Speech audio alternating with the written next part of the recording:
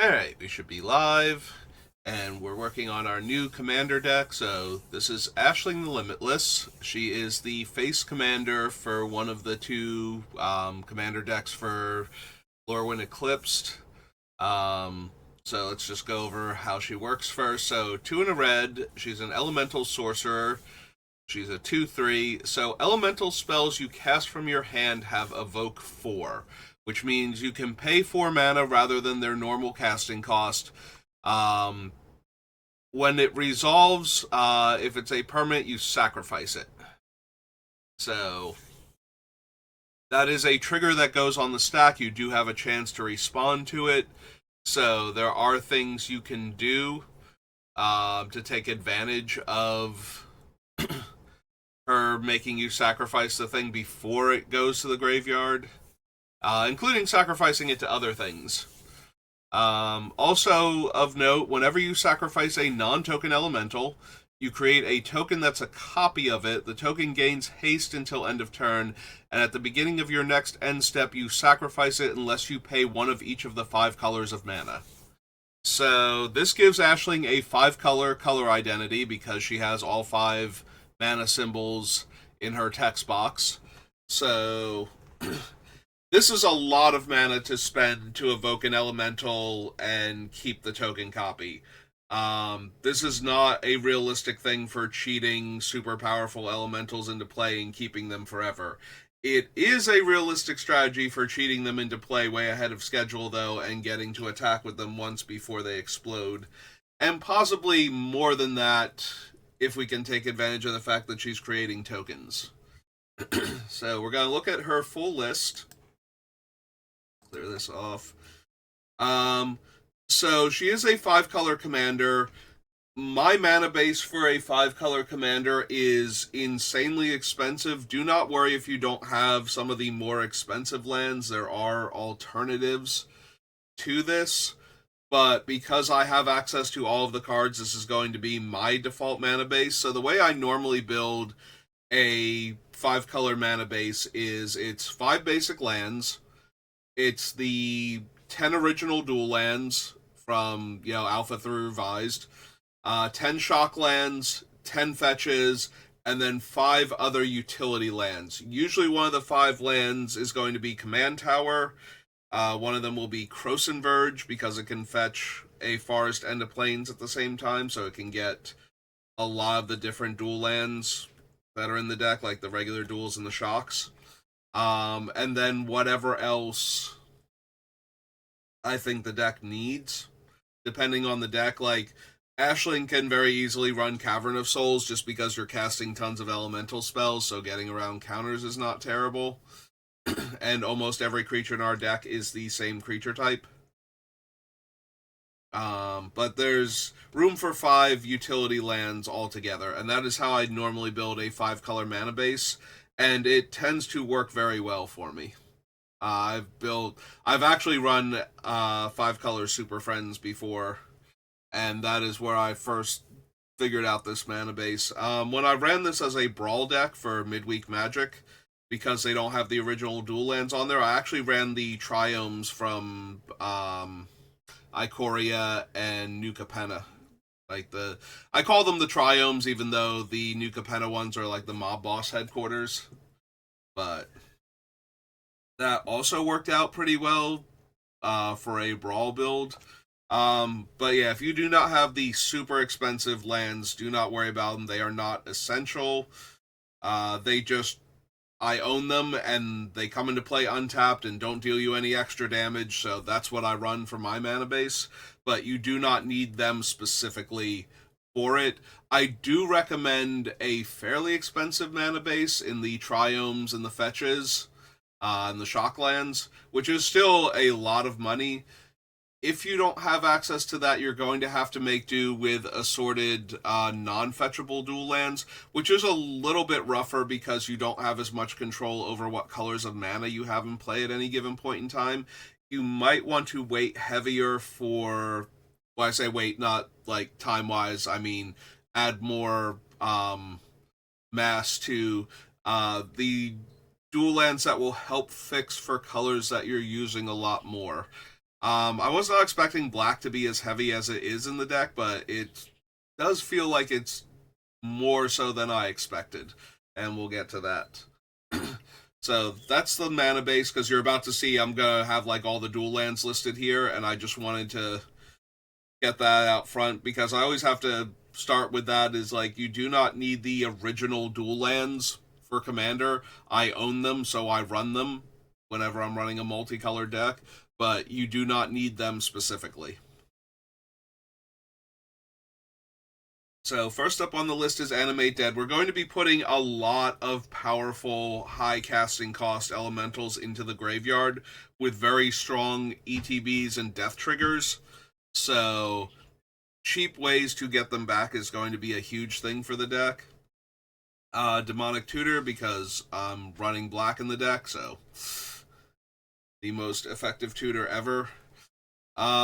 I have a bunch of colorless mana rocks like Mana Vault on the list because Ashling is very mana hungry, like way more than I thought she was going to be when I first started building her.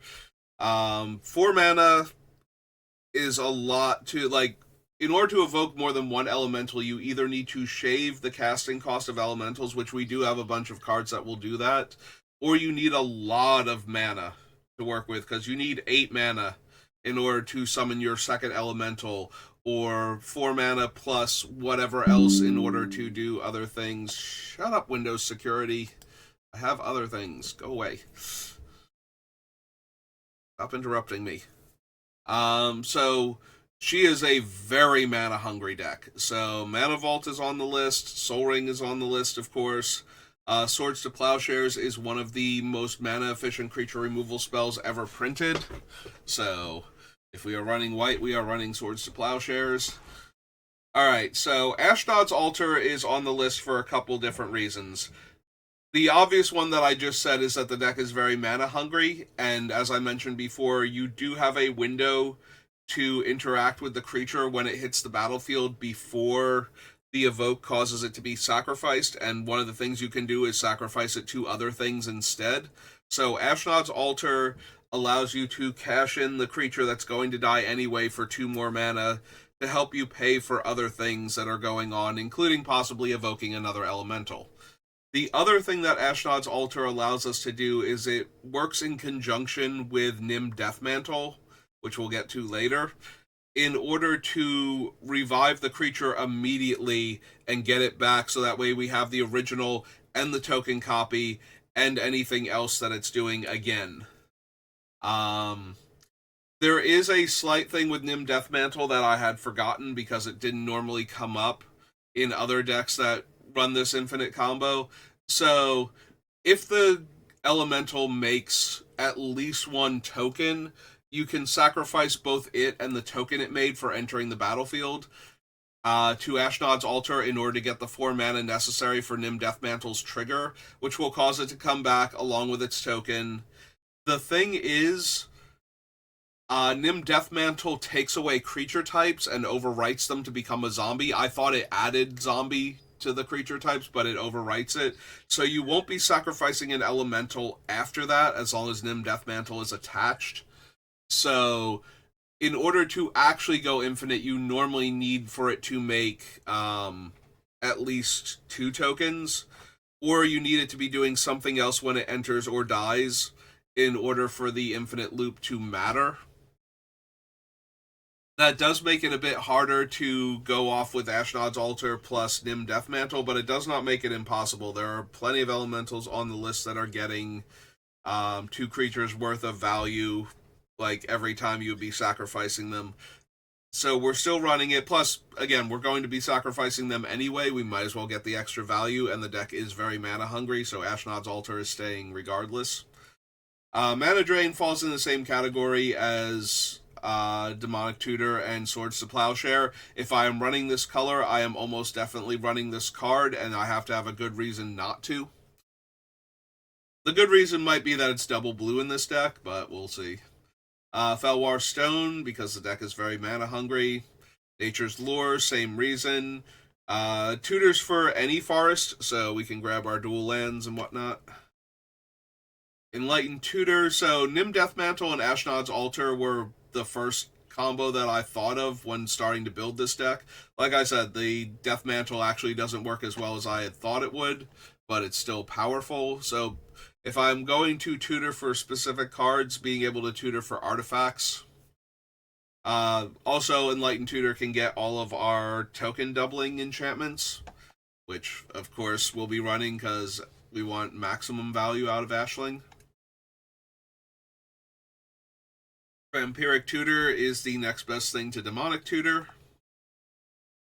Teferi's Veil. So this one, this is another one that sprung to mind pretty early because way back in the day when this card first came out, there were a bunch of people trying to use it to break Ball Lightning because it has a similar issue where at the end of the turn you lose the Ball Lightning. So Teferi's Veil is 1 and a blue for an enchantment, and whenever you attack, at the end of combat, the attacking creature phases out. This used to be an issue. Tokens used to cease to exist when they phased out, very similar to leaving the battlefield. When they updated phasing, back during, I think it was like 2020, they updated how phasing works because they were going to print Teferi and allow him to phase things out, and they wanted to update the phasing rules to make them less terrible for various things. And one of the things that changed was that tokens can phase out and come back. So this allows you to phase out the tokens that you're going to lose anyway at end of turn because you won't be able to pay the 5 colors of mana to keep them around. And that means they will phase in at the beginning of your next turn, at the beginning of the untap step, which means they'll be available to attack again and phase out again. So the downside to this is that your other creatures will phase out, which shouldn't be too much of an issue. I don't remember anybody having Vigilance specifically, but that does mean they won't be in play to do other things with after combat. So you do have to be careful of that. Because one of the things Ashling can do if you have the physical elemental in play is sacrifice it to get an untapped token copy of it until your next end step. So on opponents' turns, if you attacked with something and all of a sudden they put like a large hasty creature in that you desperately need to block, sacrificing one of the non-token elementals to any of your effects will give you a token copy of them untapped and get the ETB trigger on top of that. So that might become an issue during some games. But other than that, it will keep the tokens alive, which is actually pretty powerful. Ancient Tomb is one of our 5 lands that I have on the list because the deck is so mana hungry. Corpse Dance. So 2 and a black puts a creature from your graveyard into play. At the end of turn, gives it haste, and at the end of turn, you exile that creature. Notably, if the creature dies before then, it goes back to the graveyard, and Corpse Dance does have buyback for 3 mana. So for 5 mana, you can revive one of your elementals, sacrifice it to something else. It will still be in the graveyard to be danced back later on, and you will get the token copy of it because you sacrificed it. Reanimate. Another one of the cheapest possible ways to get back one of your expensive things. You lose life, it's fine, 99% of the time. Goblin Bombardment, actually one of the weaker sacrifice outlets for the deck, but it's still free. It still does something relevant. Dealing damage is always going to be a thing. So it's one of the cheaper sacrifice out, like both casting cost and the fact that it's free to activate, and it's not a creature, so you don't have to worry about it dying like you do with Viscera Seer. Survival of the Fittest. This one I always feel a bit bad including. Unlike the dual lands, there's not a real reasonable way to cheat on this one. The closest thing is Fauna Shaman, who I am not running, so if you do not have survival, you can run Fauna Shaman in its place. Obviously, that's way worse than survival, but it's also, $480 less than survival, something like that. So, but yeah, survival of the fittest. Whenever I run a green deck that has a toolbox of creatures to work with, survival of the fittest is one of the first things that I think of. There are tons of different elementals with different comes into play triggers that we're going to be using here, and having access to all of them all of the time is one of the more potent things you can be doing. So I have to include survival of the fittest. Greater good. Again, we're going to be sacrificing huge elementals anyway, so being able to turn them into, like a draw 5 or a draw 7 and then discard 3 cards. Even the ones that are like 3 power aren't that bad to sacrifice because it gives you card filtering. Anything less than that, like if it's a utility creature that you wanted to have die or that you wanted to get 2 copies of the trigger, you probably don't want to sacrifice like a 1 or 2 power creature to greater good. Normally, there are exceptions to this, of course. We have Animate Dead and Reanimate, but the fact that you didn't evoke that giant elemental the first time and let it die so that you could reanimate it when you're evoking this other thing is kind of weird. Unless you didn't evoke it, unless you just hardcast it and now you want to sacrifice it to greater good. Worn Power Stone, again, the deck is exceedingly mana hungry, same for Grim Monolith. Attrition, so Attrition is one of those cards that I consider when I want to sacrifice lots of things and I have access to black mana, because it will kill most creatures.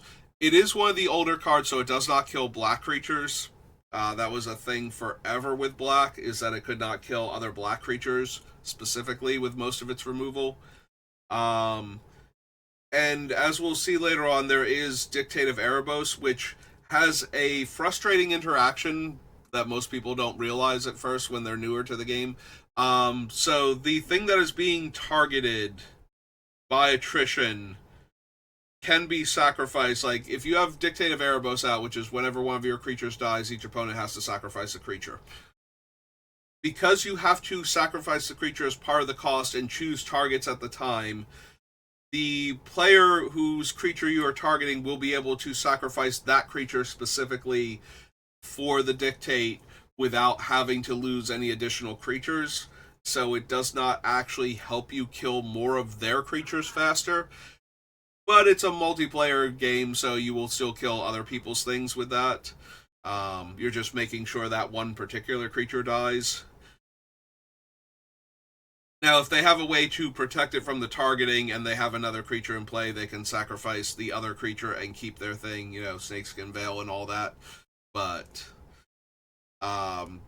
otherwise, you will not be killing an additional creature from them, and newer players don't realize that at first, so I figured I would point that out. Urza's Incubator, there is a chance we will run into other elemental decks. Going back to Lorwyn and a whole bunch of new elementals coming out, and multiple elemental commanders, including this Ashling, the other Ashling, the alternate commander for this deck, and there's probably like 1 or 2 other things that might inspire an elemental deck, plus all of the old elementals like Horde of Notions got a huge bump, so elemental decks might be a thing. Also, opponents might randomly have a few elementals in their deck.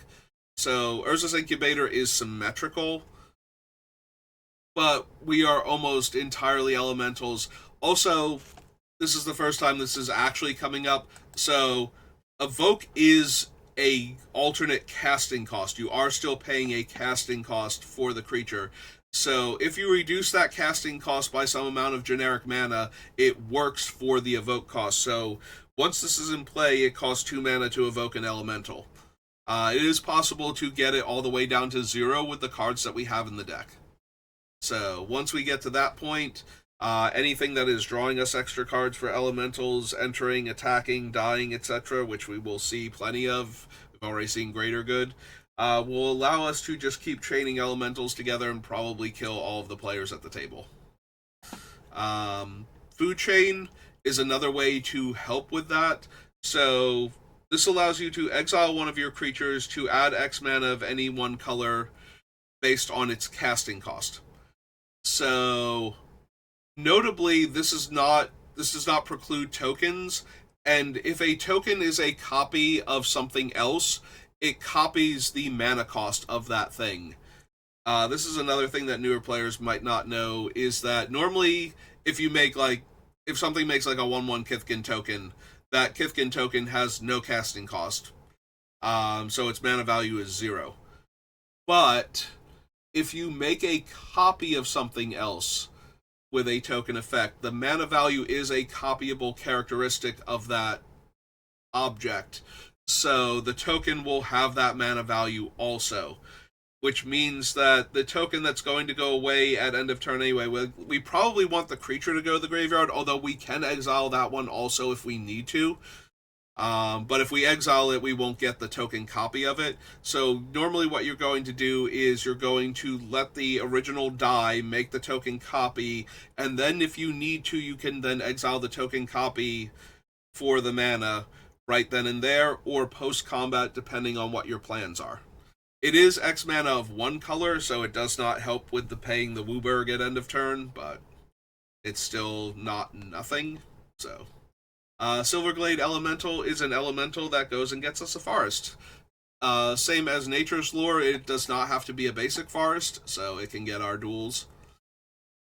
Aura Shards is a white-green card that falls in the same category as Swords and Demonic Tutor. If I am running a creature deck that has access to white and green mana, I'm running Aura Shards as one of my artifact and enchantment removal spells, because it is just way too good at that.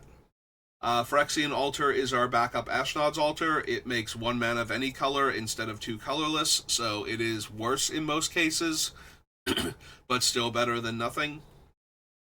Ladmary's Call is a straight-up tutor for creatures for 2 mana, and because we are running a toolbox deck, being able to get any creature out of our deck at instant speed for 2 mana is pretty powerful. There's Krosan Verge. Hi, Krosan Verge. Cryptic Gateway. So I put this on the list, but chances are I am not going to run it. Oh no, wait, this is the other one. There was another one that was similar to this. It's probably Dragon's Arch then, or something similar. It's the one from Invasion. That required a bit more mana. This one just requires 2 creatures of the same type, so this one actually might still make it. There was another one that had a similar ability, but it costs like 4 mana to put the creature into play. Maybe it's Belbay's Portal from Stronghold. Or not Stronghold, Nemesis. Anyway, I have a lot of cards to get to. There's 175 on this list. So Cryptic Gateway is a 5 mana artifact. It enters, you choose a creature type, and you tap 2 creatures of that type to put a creature of that type from your hand into play. So if I have 2 elementals in play, I can tap both of them to put an elemental into play.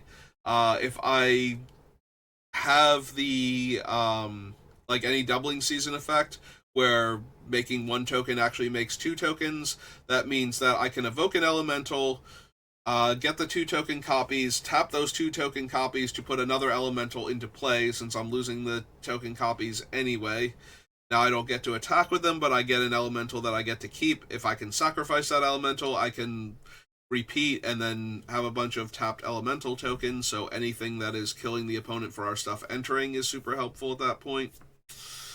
Mana Echoes. So when it enters, I choose a creature, or not, sorry. I don't even have to choose a creature type, so that actually matters with the changelings that we have. So when a creature enters, and it does not have to be yours, when a creature enters, I get colorless mana equal to the number of creatures I control that share a creature type with it. So every time one of my elementals enters, I get colorless mana equal to the number of elementals that I have, including that one, because it will be my elemental. So if I evoke an elemental, the trigger will go on the stack. Depending on whether or not we get token copies of the creature determines whether or not I want that to resolve before or after. The evoke trigger makes me sacrifice the original, but Normally, it won't matter that much unless I'm going to make token copies, in which case I want the trigger to resolve afterwards because I will make multiple token copies. Also, those token copies are also elementals that are hitting the battlefield and therefore making this thing trigger. So you don't need a ton of elementals in play for this to make the 4 colorless mana. Technically, you just need 3 others and then the new one.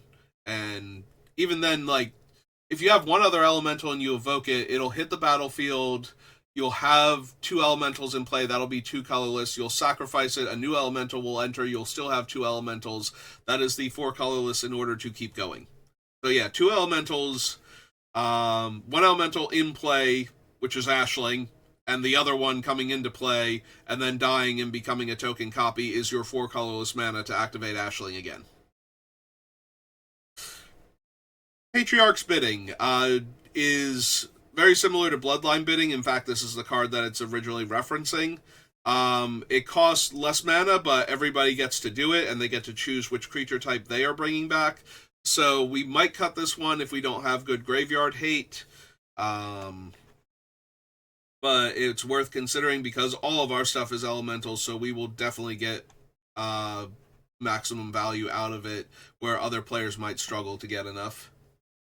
Oblivion Stone is on here because that is my default reset button. Like, if I need to, like, certain decks, I can choose other ones based on what's available, but my default is always to include Oblivion Stone first and then figure it out from there. Crucible of Worlds goes a long way to fixing the mana for this deck because of the fetch lands, so I want to include it if at all possible.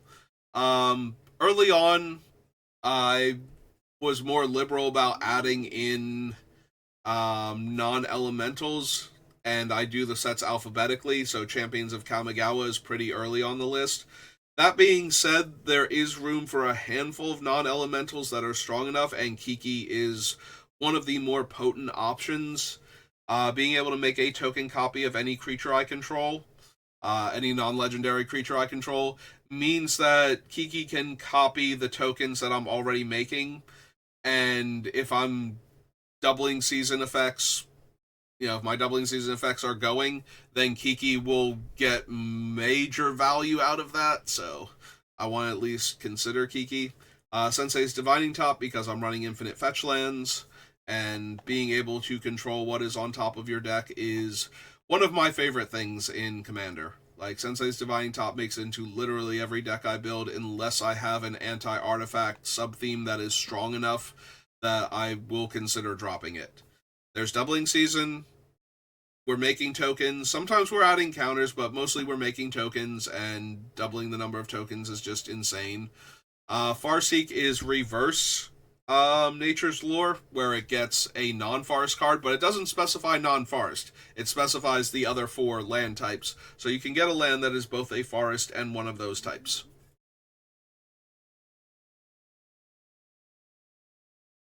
Sip of water. Perilous Forays. This one might not make it because it's a 5-drop, but it does let you sacrifice a creature to tutor a land that has a basic land type to play tapped.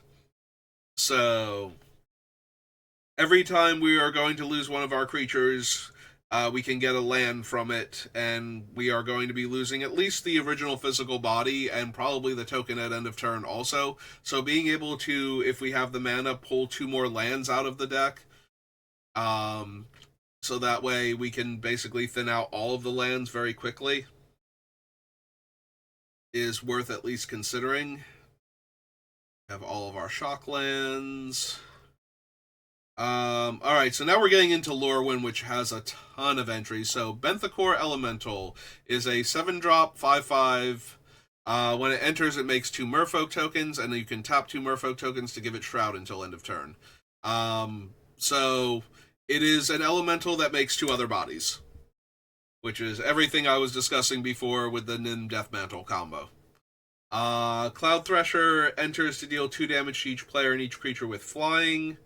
Horde of Notions lets you spend the 5 colors of mana to cast an elemental spell from your graveyard.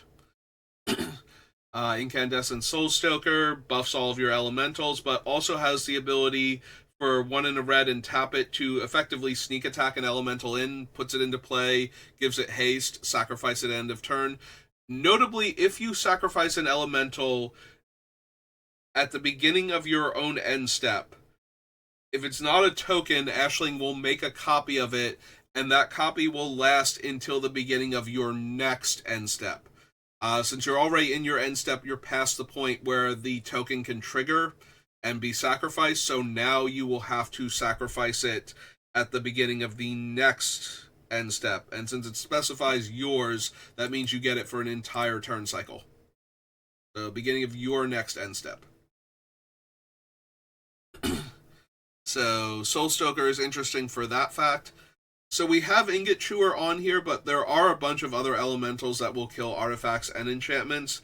It's just I did not run into enough of them before we got here. So Ingot Chewer and Wismare are on the list, but they're probably both going in favor of some of the other things that can do the effect but have more versatility. Mirror Entity is a changeling that you can pay X mana in order to make all of your creatures base power and toughness XX until end of turn. If you are generating infinite mana with Ashnod's Altar and Death Mantle, this is a place to sink it because you will definitely have at least one haste creature that can attack. Possibly more of them. So turning all of your things into giant bodies and being able to attack with all of them is a very easy way to win the game. And a way to spend infinite mana because of it. Muldrifter is the mayor of Value Town, and while he might not be the best or strongest, he is the one that has the time to devote to public service, so he is the official elected mayor of Value Town, and his value is drawing 2 cards when he enters. He is one of the best elementals on this list, having played with him on Arena, since he is one of the few from Lorwyn that actually exists on Arena. And getting to draw like 6 to 8 cards off of him is not unreasonable with the right cards in play. So you can actually draw a ton of cards with Muldrifter. Shriekmaw kills a non-black creature when it enters. So that is another way to mow down a bunch of opponent's creatures if we can copy him. Smoke Braider is Flame Braider, but it's a 1/1. So it taps for 2 mana of any color, but only to cast elemental spells, which we are casting with Evoke, so that does work. Moving on to Morningtide, Brighthearth Banneret makes our elemental and warrior spells cost 1 less to cast. It can also do the reinforce thing, which does not really matter. It is a way to make it so each of our elementals evokes for 3 mana instead of 4. Nevermaker, when it leaves the battlefield, I put a non-land permanent on top of its owner's library, and it's a 2/3 flyer, so we can get multiple copies of it, and they will leave the battlefield at end of turn anyway. So the first one will die, and we'll get a token copy, and then that thing will die eventually. And it is a leaves play trigger too, so it doesn't matter if the thing gets exiled, so Food Chain still works with it also. Revelark gets back 2 creatures with power 2 or less when it dies. So being able to pull back a lot of our low power elementals is just way too strong. Spite Bellow deals 6 damage when it dies. Sunflare Shaman. So this thing has the ability to deal X damage to any target and X damage to itself based on the number of dead elementals I have. I don't know if this thing is going to make it, but notably, you can sacrifice in response to the trigger in order to get another copy of it, so you can use it to kill multiple things, and also because you have sacrificed it, it will count itself in the graveyard when the ability resolves. Walker of the Grove is a 7/7 that when it leaves the battlefield makes a 4/4 elemental, so this gives us extra elemental tokens that don't require us to spend mana to keep them around. Cauldron of Souls taps to give all of your creatures persist until end of turn. Well, any number of target creatures gain persist. So you do have to be able to target them, so the one thing that can gain Shroud might be a tiny bit awkward. Other than that, though, the biggest problem with this one is that it's a tap activated ability, not just a thing that your creatures have. So you will need to have the creatures in play that you want to give persist to, but that just means that you can't evoke like 3 different elementals, since we don't really have a way to give them flash. You can't evoke 3 different elementals and give all 3 of them persist in the same turn. Doomgape is... I don't know that Doomgape is going to make it, because it's at the beginning of my upkeep, I sacrifice a creature and gain life equal to its toughness, and I'm probably not going to have Doomgape in play very often, and it's at the beginning of the upkeep, so I'm also not likely to have an elemental token that's going to die anytime soon for this trigger to eat. I don't know what I was thinking with this one, because I would much rather have Earthquake Dragon most of the time. This one's probably not going to make it. Yeah, it is a 10/10 trampler, but so is Earthquake Dragon, and it has flying, and it is an elemental dragon.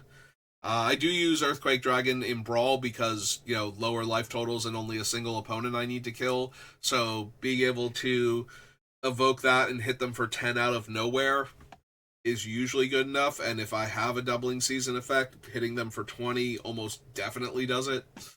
So yeah, Doomgate probably not going to make it. Path to Exile. If I have room for swords, I probably have room for Path. All of the fetch lands from Zendikar. Sorry, it's that capitalization there. Royal Elemental.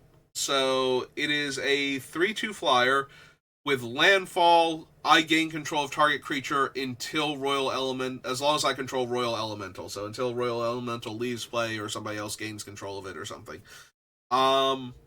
So we're not going to want to respawn to the Royal Elemental itself hitting the battlefield, but between playing lands and cracking fetch lands, cracking the fetch land being the way we could respond to it, we can gain control of opponents' creatures while this thing is still in play. And because we have so many sacrifice outlets anyway, we should be able to get rid of any creatures we steal before the token copies of Royal Elemental can leave the battlefield. So unless they kill it in response to the trigger from the landfall, we will still be able to grab their creature and have enough time to sacrifice it. I guess Sudden Shock or something could kill the elemental before we could sacrifice it, since it has split second, but yeah, it's very, very narrow list of cards that can stop us from grabbing and sacrificing their creatures. Avenger of Zendikar is an elemental that makes an absolute ton of bodies. And also can buff those bodies if it's still in play and we can put a land into play. Magma is a worse goblin bombardment, but it is also itself an elemental, so it gets in by virtue of that. Also, it is another way to sacrifice things, so just in case I need more sacrifice outlets, we do have it. Also, it can sacrifice itself. It's not another non-land card. There is Nim Deathmantle. So Nim Deathmantle is whenever a creature you control dies, you may pay 4. If you do, return that creature from the graveyard to the battlefield and attach Nim Deathmantle to it. It also equips for 4. It gives the equipped creature +2/+2 fear, or not fear, the other one, the one that it cares about the colors, but because it's going to turn it into a black zombie and remove all other creature types and colors, it's effectively fear. Intimidate? I think it's Intimidate. Anyway, so yeah, that is the downside, and I kind of forgot it because most of the time I don't care about the creature type. I care about the creature dying and coming back and doing fun things with Deathmantle and Ashnod's Altar, sacrificing the creature over and over again. So I had forgotten that it was not in addition to its other colors and types, and the fear effect is why specifically it has to change the creature to mono black, because if it kept the other colors, because it's not actually fear, it is intimidate. if the creature was not black, if you keep adding colors to it, just makes it that much easier to block. Like, Intimidate is terrible on gold creatures because it just widens the number of creatures that can block it. So they did want to make it mono black. Birthing Pod is on here because I'm sacrificing everything I can and I have tons of expendable creatures.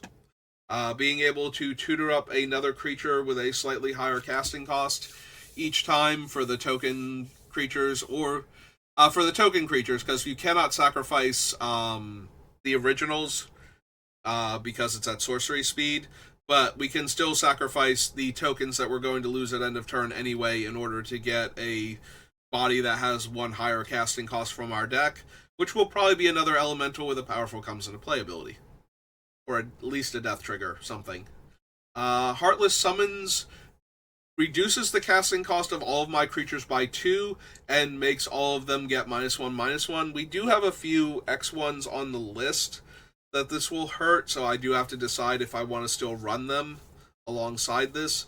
But for the most part, it is making it so that my elementals evoke for 2 mana, and as we've already seen, we can generate huge amounts of mana to begin with, and this makes it a lot easier to chain elementals together. It does make Greater Good a tiny bit worse also, since it is based on power. So now we will draw 1 less card, but it's still worth considering. Parallel Lives is the tokens only version of Doubling Season and costs some mana less. Mikaeus, definitely the strongest candidate for a non-elemental making it in. It gives all of my non-human creatures, other than Mikaeus, Undying. So every time they die the first time, if they did not have a +1/+1 counter on them, they return with a 1/1 counter. Between this and some of the other effects that can revive our creatures if they didn't have something specific going on, there are a whole host of infinite loops we can create with a sacrifice outlet and these cards. The most notable one to go alongside Mikaeus is, I believe it's called Valkyrie's Call. We'll see it later on. That brings the creature back if it wasn't an angel, and brings it back as an angel with flying. So either Mikaeus brings it back with a 1/1 counter, or the other thing brings it back with as an angel with flying, but the angel one doesn't put the counter on them, and Mikaeus doesn't make it an angel, so you can just keep looping at that point. Like, it wasn't, if it was one, it wasn't the other at the time. Conjurer's Closet, Avacyn Restored is one of the, like, the third set I look at. I was about to say one of the first. It's, like, I think literally the third set I look at. I don't know that we're going to have enough of our stuff in play to blink it often enough with Conjurer's Closet. Deadeye Navigator is a little more likely.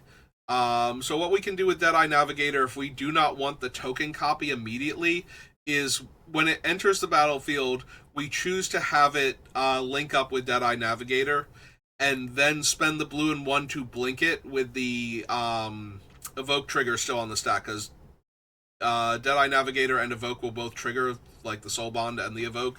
So we can pair it with Deadeye Navigator and then have a chance to blink it before it has to be sacrificed. So this way we can keep the original round and get 2 copies of the ETB. That might be a thing.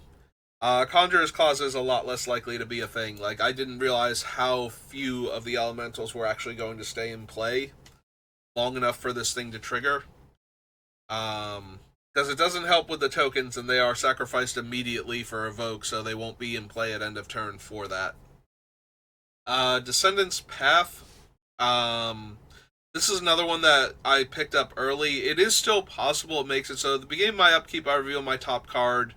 If it shares a creature type with a creature I have in play, I can cast it for free.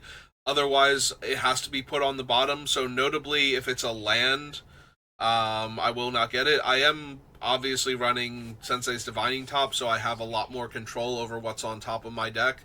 So if I know I'm not going to get to keep it, like if there are no elementals in the top 3, or if my board's been wiped, so I don't have any creatures in play, I can still have some control over what's going to the bottom and what I'm drawing.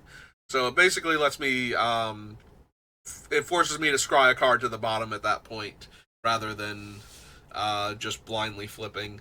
Tyrant of Discord is an elemental. When it enters, an opponent sacrifices a permanent at random, and if they sacrifice a non-land this way, they have to repeat the process until they randomly choose a land to be sacrificed.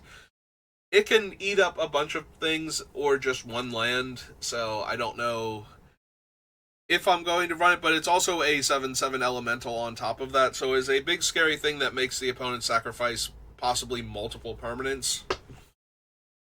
Cyclonic Rift, we are in blue, and this one is just so powerful. Also, we might be generating huge amounts of colorless mana, so if we can throw in a blue mana, we might be able to bounce everybody else's board and just attack for lethal. Athreos, God of Passage, another potential non-elemental. So, in addition to all the normal god stuff from Theros gods, Athreos has, when my other creature dies, I choose an opponent, and that player may pay 3 life. If they don't, I get to return the dead creature to my hand. So, since I am putting tons of elementals into the graveyard, ideally, hopefully my opponents will not be able to keep up with life payments, and they will just have to let me. I just need one opponent that can't afford to keep paying life, and that isn't ready to concede the game just yet, and I should be able to get back anything that I want. Dictate of Erebos, so you'll notice that we did not have the other one, Grave Pact. And that's because Grave Pact is triple black. So while I do have a lot more black spells than I originally thought, triple black is still a little bit brutal. Because it is still not one of the main colors. Green and red are the main colors. I was actually expecting blue to be the third main color and for white and black to be more tertiary, but blue and black are actually pretty even. So, it's like red and green are the 2 main colors, then blue and black, and then white. So, triple black is a little bit rough. Double black, on the other hand, is very doable. And since I'm constantly sacrificing creatures, I feel like my opponent should also have to lose a bunch of their stuff. That only seems fair. We have Dig Through Time on the list. I'm filling my graveyard, and 2 blue to draw the 2 best cards out of my top 7 is going to be pretty potent. I might wind up cutting it, though, just because I don't have room, and because a lot of other things are giving us a ton of card advantage. Utter End is a catch-all removal spell. It kills any non-land permanent and exiles it, so it gets around a lot of stuff. So sometimes it's just helpful to have decent spot removal. We have a bunch of options for spot removal, though, so I don't know that Utter End specifically will make it, but I wanted to consider it. Green Warden of Marasa. When it enters or dies, I regrow. Well, when it enters, I get to regrow a card immediately. So I return a card from my graveyard to my hand. When it dies, I can exile it to do the same. You cannot exile the token, so tokens do briefly exist in the graveyard, but state-based actions cause them to be removed from the game before you would be able to exile the token from the graveyard in order to get its effect again. But we can, if we want to, exile the original body. Also, if we sacrifice this one and then make a token copy of it, and we choose not to exile it from our graveyard in order to get something back, the token can regrow the original Green Warden of Marasa. Omnath Locus of Rage. So, it does have landfall, make a 5/5, and that's cool. What it also has is whenever one of my elementals dies, this deals 3 damage to any target, including the original Omnath that we're going to sacrifice in order to get a token copy of him, and the Omnath token at end of turn, and any other elementals that we happen to evoke in the meantime. Omnath is one of the things that if we have a loop going and it's making any elementals, it will kill the opponent. Anguish Unmaking is 1 mana less Utter End that costs 3 life. Panharmonicon doubles up on our ETB triggers. Anointed Procession is the white Parallel Lives. Muldrotha the Gravetide. Honestly, we might cut Muldrotha. I wound up cutting her from the Brawl version. While she is in play, you may cast 1 permanent of each type from your graveyard each turn, or during your turn once per turn, so you can cast a creature, an artifact, and an enchantment, and a planeswalker if we have one. With Muldrotha, which mostly means that we can cast an elemental from our graveyard. Notably, Ashling only works from the hand, so we cannot evoke those elementals, but if we actually have the mana, we can recast them. Like I said, I did wind up cutting Muldrotha, so I would not be surprised if I cut her from this also. We have plenty of other ways to recur things from the graveyard.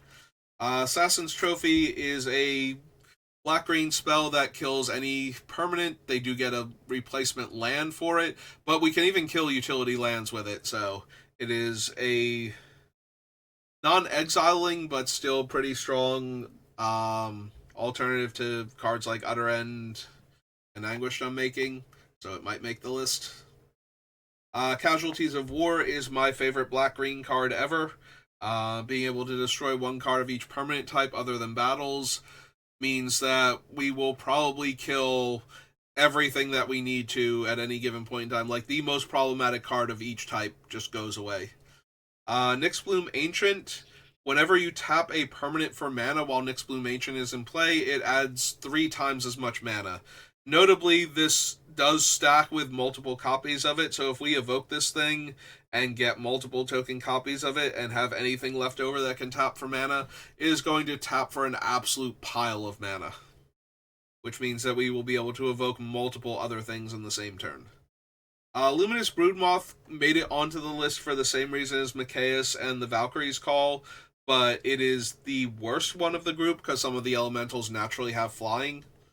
Lutri has just become unbanned, and he's also an elemental otter that copies our spells, so having Lutri around to copy our spells is potentially very potent, because we have a lot of powerful removal spells and some card draw and some other stuff that is definitely worth copying. Mythos of Nethroi is another card that falls in the same category as Anguished Unmaking. If you cast it for black, white, green, it kills any non-land permanent. Otherwise, for black and 2, it can kill a creature. Fire of Heroes, very similar to Birthing Pod. So I can pay 2 and tap and sacrifice a creature at sorcery speed to tutor a creature that shares a type with the thing I just sacrificed that has 1 higher casting cost and put it directly into play. So exactly like Birthing Pod, except it has to be an elemental, which is fine because almost everything is. Realm Walker is a changeling, and I can choose a type as it enters, and I can look at my top card and play creatures of that type off the top. I'm thinking elementals. Adventures in the Forgotten Realms is literally the first set that I look at. Teleportation Circle is on the list for the same reason as Conjuration Closet. So it's probably also going. Lysa, however you pronounce her name, the lost 4th angel from among Avacyn's sisters, the white-black one.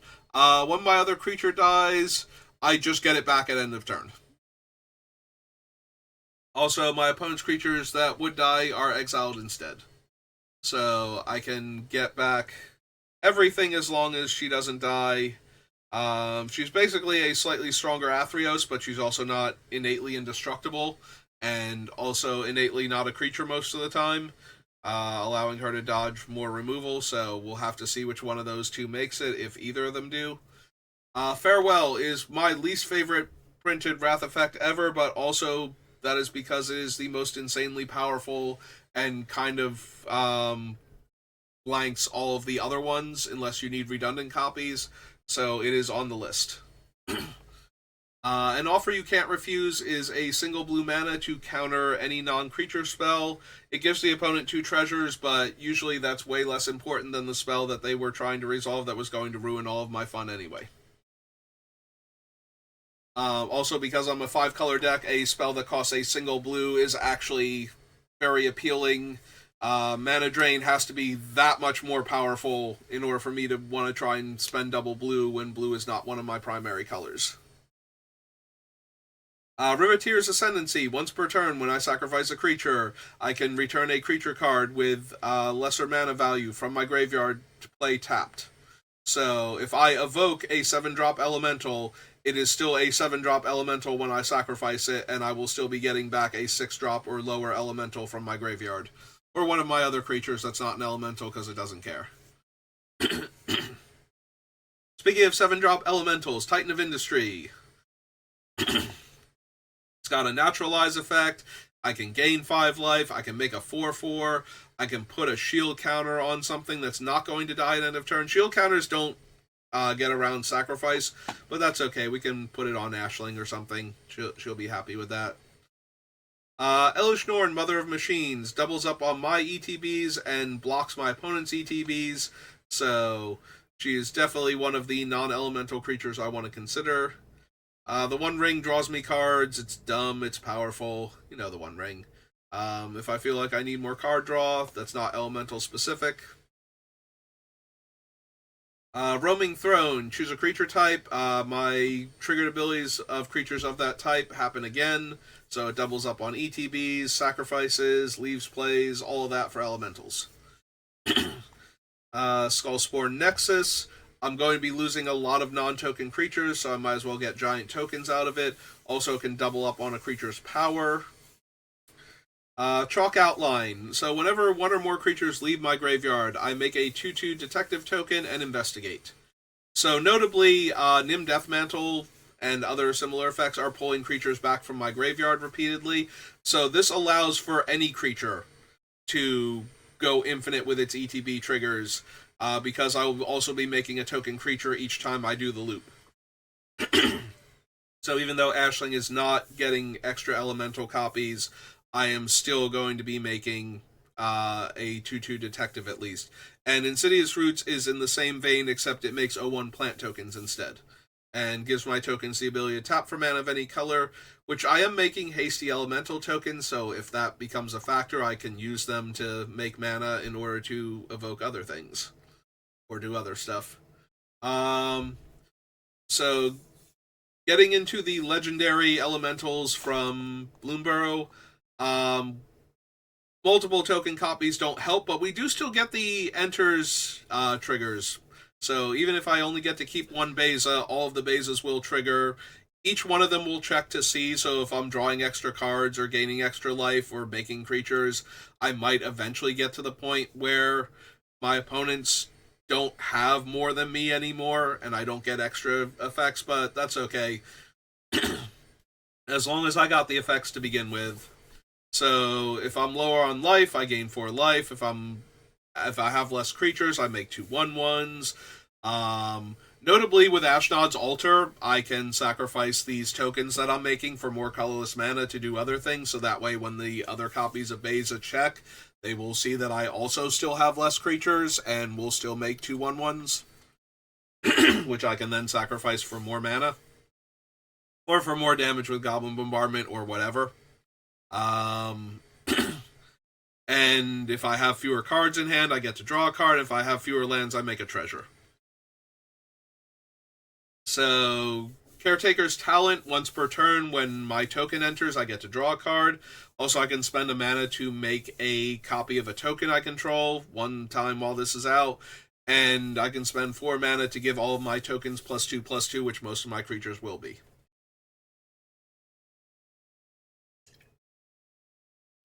Clement was... So Bloomburrow is obviously starts with a B. It's alphabetically very early. So Clement was another one of the non-elemental creatures I was considering. So the relevant text on him is when my creature enters, I can return one of my other creatures with lower casting cost to my hand. So if I evoke a high casting cost elemental, I can also bounce one of my cheaper creatures back to get its ETB again later on. That's probably not going to happen, honestly. Similarly, Coiling Rebirth, I can gift a card. It's a 5 mana sorcery. I don't know why the casting cost isn't here.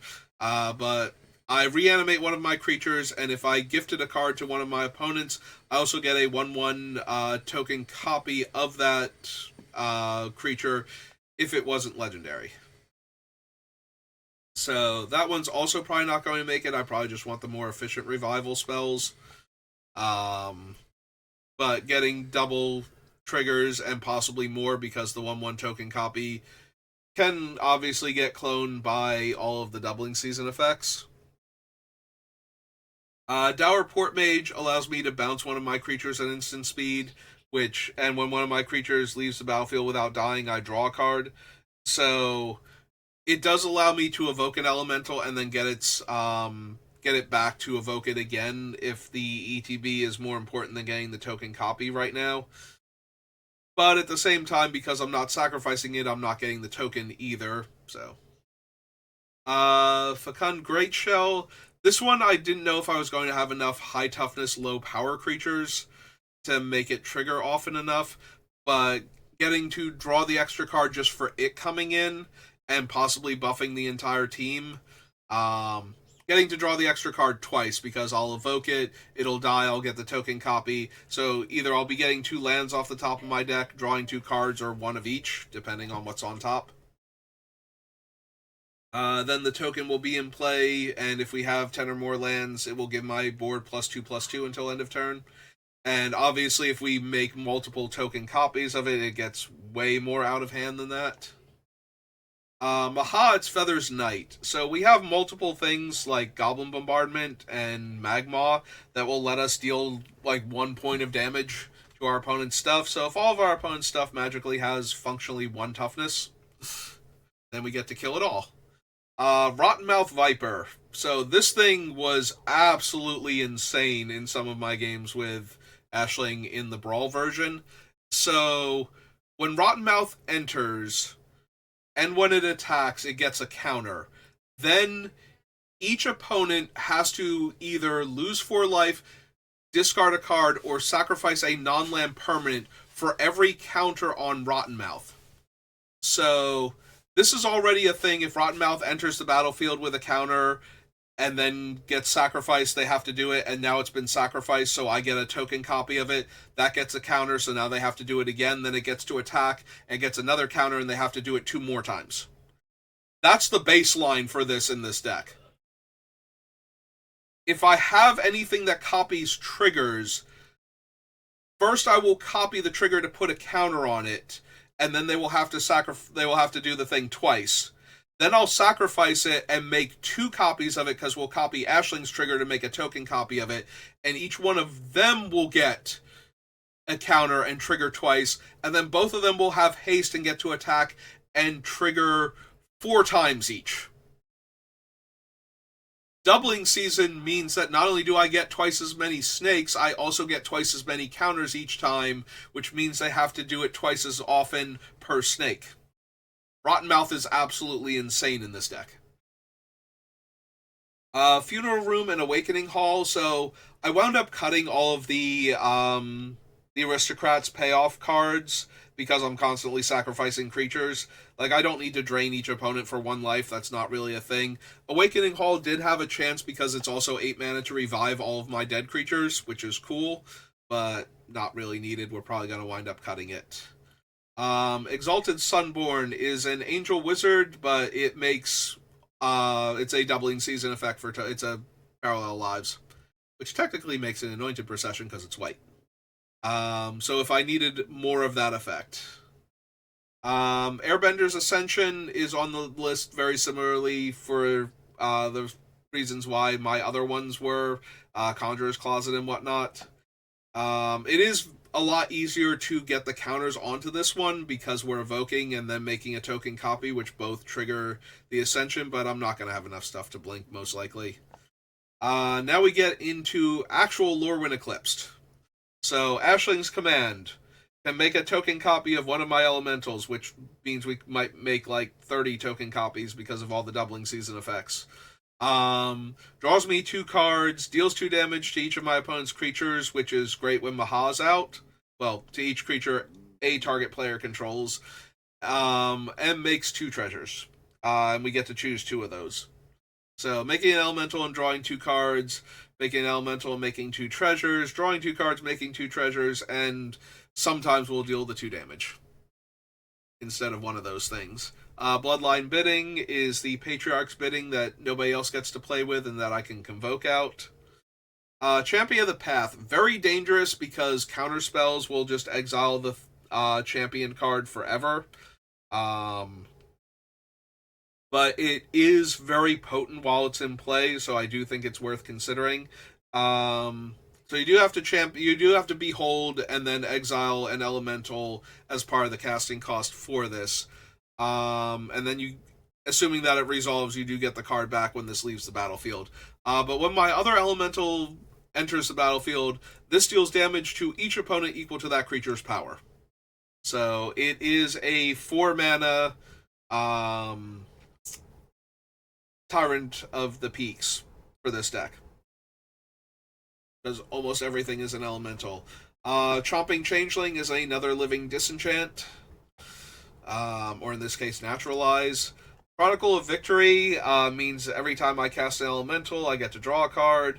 Also, it gives them +2/+2 and trample and first strike, which is cool, but not the most important aspect of it. Collective Inferno, I get to choose a creature type, and my sources of that type deal double damage. I don't know if that's going to make it here or not, but it is potentially very strong. Airdew. So, on the front face, Airdew gives my creatures Evoke, which means I can tap my untapped creatures to help me cast... I'm sorry, not Evoke, it gives Convoke, which means I can tap my untapped creatures to help cast my other creature spells. You can evoke for 4 mana and then convoke that casting cost. So if you have extra bodies in play, you can keep casting your stuff. So if my Nim Deathmantle is just making infinite 1/1, whatever tokens, that's great if I can then convoke out my other stuff. But notably, Isilu has all of your other creatures gain Persist. So similar to the Valkyrie's Call and Mikaeus combo, having Persist also works with either of those two cards to constantly loop elementals back. Explosive Prodigy, I'm running all 5 colors of mana. It is a cheap elemental that can kill utility creatures, sometimes going all the way up to 5 toughness. I don't know if it's going to make the final cut. Flame Braider is the better Smoke Braider.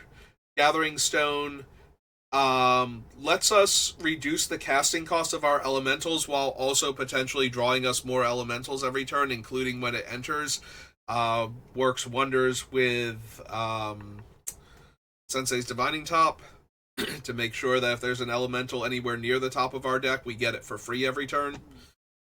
Kithkeeper will always make at least 1 Kithkin and should make 2 because of Ashling being in play. I say always, but if they kill all of our creatures in response to the trigger and all of our other colored permanents, then we don't get anything. But we should have at least the white and the red covered, so it should be making 2 creatures each time. Shimmer Creep can drain based on the number of colors. I don't know if that'll make the final cut. I wound up cutting it from Brawl. Shine Striker will almost definitely make it. Similar to Muldrifter, drawing in 2 cards because we'll have a blue and a red permanent almost every time. Twin Flame Travelers doubles up on our elemental triggers. Unbury is probably going to get cut. It can buy back 2 elementals, or an elemental and a changeling, or 2 changelings, or a changeling and something else. But mostly it's going to buy back 2 elementals.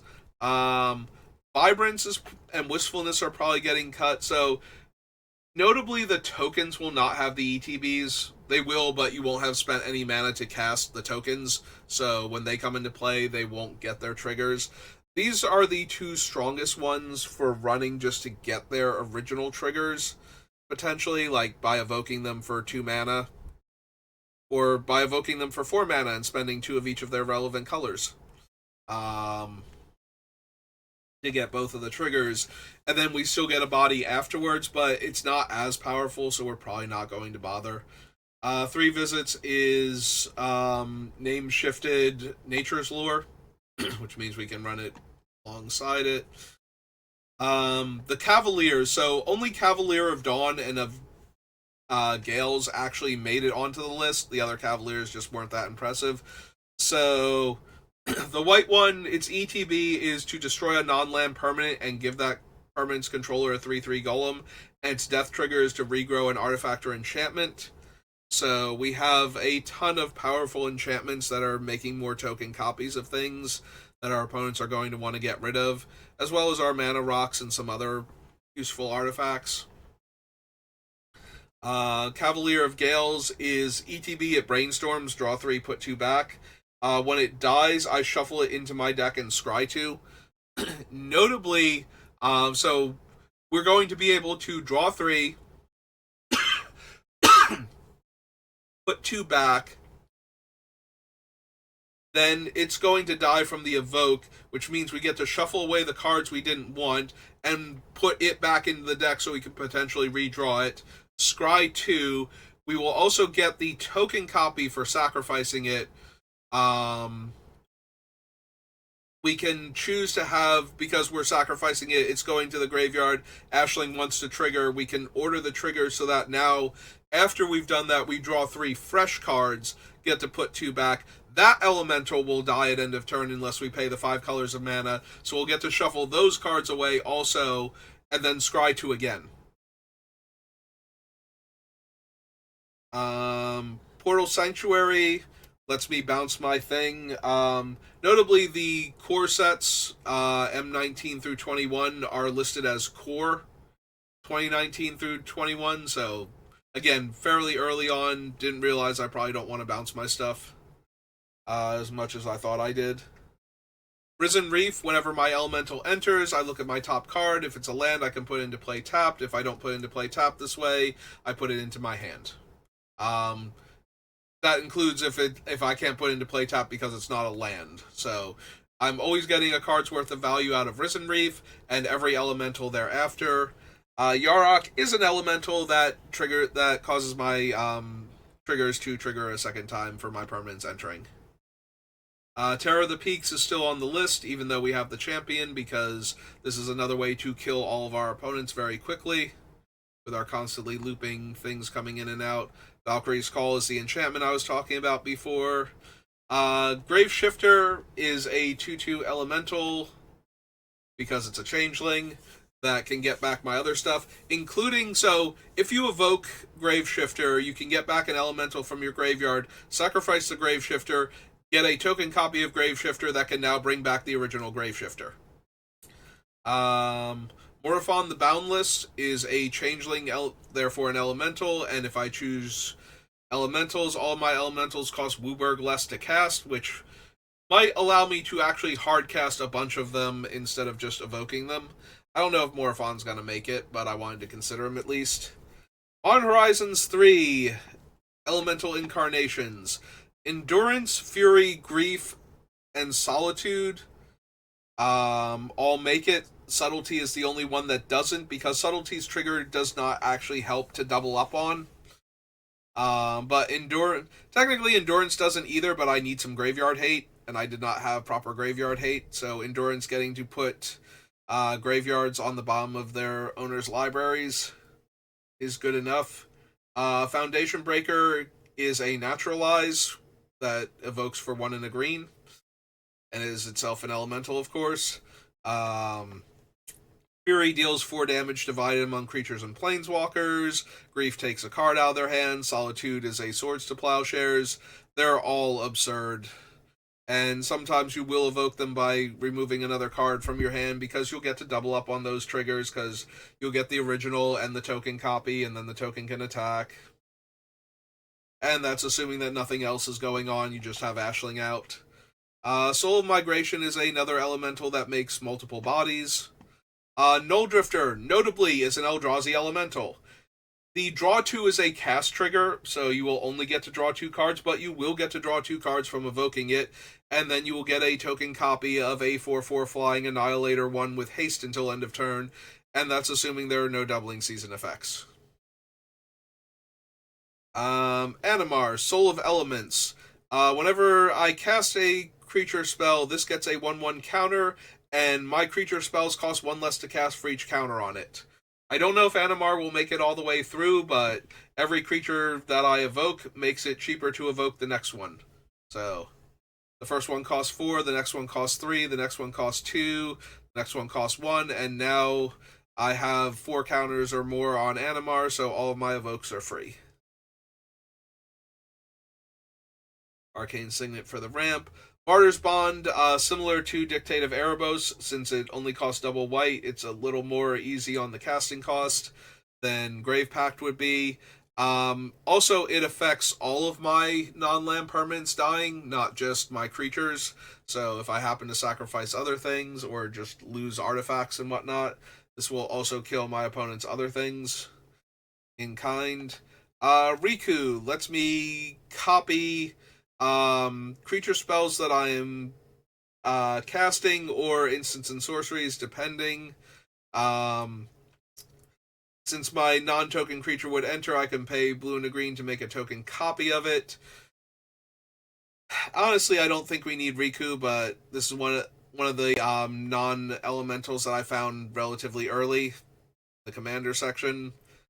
Same thing with Feldon, where he can make a copy of a creature in my graveyard and give it haste and sacrifice it at the end of turn. Kindred Discovery might accidentally deck me. Every time I choose a creature type, and whenever a creature of that type enters or attacks, I draw a card. I can have huge numbers, sometimes arbitrarily large numbers, of elementals enter. So I do have to be a tiny bit careful I don't deck myself, but I also have a bunch of living disenchants, so hopefully one of them will show up in time to stop me from decking myself in the middle of a combo. Herald's Horn. Choose a creature type. It's basically a worse the stone from Lorwyn Eclipsed, because I don't get to look immediately, but it makes the creatures of that type cost 1 less to cast, and my upkeep, I look at the top card of my library, and I can reveal a creature of that type and put it in my hand. Otherwise, it just stays on top and becomes the card that I draw. Windgrace's Judgment kills one non-land permanent from each opponent, so I love cards like this in Commander. Flawless Maneuver and Fierce Guardianship and Deflecting Swat are all here to help protect Ashling from various things that might do her harm. Molten Echoes. Choose a creature type. When my non-token creature of that type enters, I make a token copy of it that has haste, and I sacrifice it at the end of turn. So that gives me 1 extra token copy or 5 billion extra token copies with all the doubling season effects in play. Similarly, Adrix and Nev, they are merfolk, but when I make a token, I make twice as many tokens instead. Kloth's Will can either deal X damage to each creature without flying or destroy up to X target artifacts and enchantments. So it is a catch-all removal spell for the artifacts and enchantments, similar to Heliod's Intervention, but a little easier on the casting cost, being primarily red and just a little bit of green, and only being 1x instead of 2.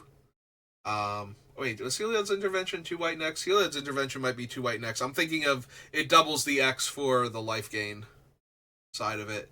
So yeah, it's a little harder, it's a little more expensive to cast, but it allows for pinpoint removal of lots of artifacts and enchantments if I need it to be. Also, if I need it to be a Wrath for non-flying creatures, I can probably do that as well. We do generate a lot of mana. The deck is very mana hungry, and we are trying desperately to feed it. Determined Iteration is an enchantment that populates at the beginning of combat on my turn, and then I sack that token at end of turn. Probably not going to make it, honestly. The Sun's Vanguard is a 3/3 Rebel. My attacking tokens have double strike, and when I attack a player with 1 or more tokens, I exile my top card, and I can play that card any turn that I attacked with a token. I don't know that that's going to make it all the way through, but it was an extra card every turn, and giving my tokens double strike means I need to do a lot less in order to win the game. Clever Concealment is one of my favorite answers to Farewell. It is like Teferi's Protection in that it phases out all of my stuff, and I can convoke it, so I might be able to cast it with no mana available. I do need 2 white creatures, which is a little bit rough, but maybe I'll be able to tap a white creature and something else, or maybe I'll just have, like, Kithkin tokens. Kith Keeper. Staff of the Storyteller. It enters, I make a 1/1 spirit. Whenever a token enters, it gets a counter, and I can pay white and tap it and remove a counter to draw a card. So it basically draws me a card every turn for 1 white mana. Or every turn cycle. Bernard. I don't know if he'll make it, but... So when my non-token creature dies, I can exile it and create a token copy that's a 1/1 artifact food golem token. And he does give my food and golems +2/+2. So I can effectively make a 3/3 token copy of it when it dies. I have so many other ways to get around that. I probably don't need him also, but he would have been early enough where I wasn't sure how many ways I was going to have to save my stuff. From the rubble is I choose a creature type, and during my end step, I can reanimate one of my dead creatures of that type with a finality counter on it. So I name elementals, and I can bring back one of my dead elementals for 1 more time. The finality counter means it'll get exiled the next time it leaves the battlefield, but that's okay if I want that one. Again, we have a lot of different ways to get around my stuff dying. That is just one of them. Unexplained Absence is the white Windgrace's Judgment, and it exiles the things. So, another one of my favorite cards. Rumbleweed is an 8/8 Vigilance Reach Trample elemental plant. It does cost 1 less for each land in my graveyard, and that will be a thing. So, notably, since cost reductions work with Ashling, the fact that this thing costs 1 less for each land in my graveyard and I'm running 10 fetch lands means that I might be able to evoke this thing for no mana, even if I don't have any other cost reduction effects going on. When it enters, my other creatures get +3/+3 and trample until end of turn. So notably, if I stack the triggers so that way the evoke resolves first, the new one will come into play and get the +3/+3 because it is an other creature from the first one, and then give my other creatures +3/+3 for a total of +6/+6 in trample, assuming that there are no other copying effects going on. If there are, it just explodes and everybody dies. Or they have to be able to fog or kill all my creatures at instant speed. Renewed Solidarity. It enters, I choose a creature type. End of turn, for each token of that type that I have that entered this turn, I make another token copy.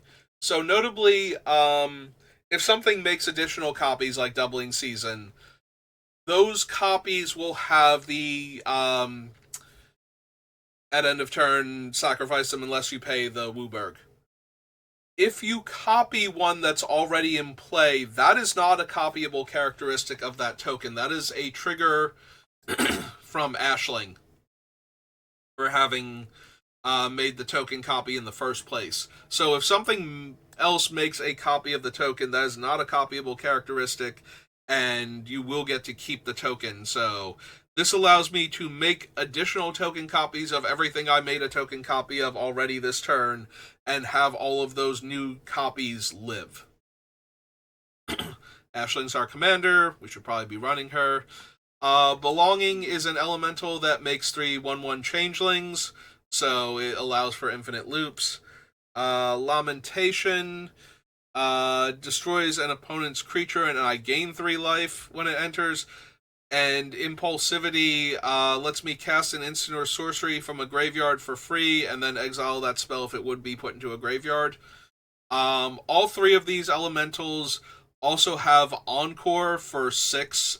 I'm sorry, it's not necessarily for 6. 2 of them are for 6 and 2 color, and Impulsivity is for 7 and 2 color, to make a token copy of them for each opponent that I have, and that token attacks that opponent this turn if able. So, in addition to being able to evoke these things in the late game, I also might be able to Encore them. Assuming I can't get them back for other reasons.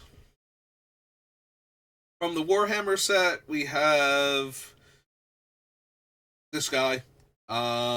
So he has double strike, and when one or more of my tokens enter the battlefield, I draw a card, and I can spend 6 mana to make 2/2/2s with Vigilance. So tokens entering draw me a card means I draw a ton of extra cards. Let's see. An Unearthly Child. So the main reason to run an Unearthly Child is that all of the changelings in the deck are doctors, which means that I can potentially, since I'm not running any vehicles and I'm not running any companions, I can get all 3 changelings out of my deck with this one card. I don't know that that is necessarily good enough. And the Master Multiplied is 4 black red for a Time Lord Rogue. He's a 4/3. He has Myriad, which means when he attacks for each other opponent, I make a token copy of him that's attacking that opponent. The legend rule does not apply to my tokens, which is already pretty strong if I want to evoke like Beza or Maha or something else. But also, my triggered abilities can't make me sacrifice tokens. My triggered abilities can't make me sacrifice tokens. Seems good. Maelstrom Wanderer is a 7/5 elemental that has double Cascade and gives all of my creatures haste. Which means if I evoke him for 4 mana, I get to Cascade twice using his 8 mana casting cost as the number for what I can hit. Living Lightning is a 3/2 that when it dies, I get to buy back an instant or sorcery from my graveyard. And that is every single card on the list. Hey. So, next time we'll start whittling down the list. Obviously, there are some cards that I know I'm not running that just seem too low impact, but at the time, I was like, you know what? I might run this, so let me put it on the list. So, we'll cut a whole bunch of stuff, and then we'll see where we're standing. But that's going to do it for me for right now, so thank you for watching, and I will see you next time. Have a good rest of your day.